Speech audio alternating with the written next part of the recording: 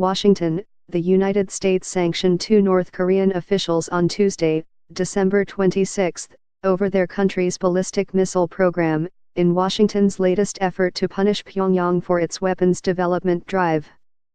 Tensions have escalated after the isolated but nuclear-armed regime staged a series of atomic and intercontinental ballistic missile (ICBM) tests, most recently on November 28, while U.S. President Donald Trump and North Korean leader Kim Jong-un have traded insults.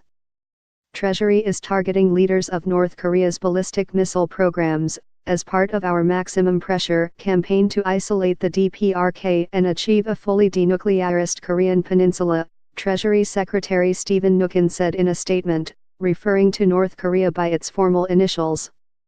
The two officials were listed last Friday in a new United Nations Security Council resolution sanctioning North Korea, it said.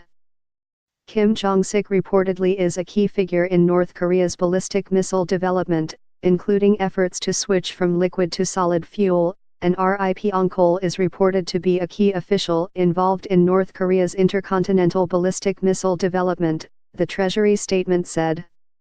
Solid fuel missiles can be fired on shorter notice as they do not have to be fueled prior to launch. As a result of today's actions, any property or interests in property of those designated by OFAC within U.S. jurisdiction are blocked, and transactions by U.S. persons involving the designated person are generally prohibited, Treasury said, referring to its Office of Foreign Assets Control. The sanctions announcement came as Russian Foreign Minister Sergei Lavrov and U.S. Secretary of State Rex Tillerson held talks by phone in which they discussed North Korea's nuclear program.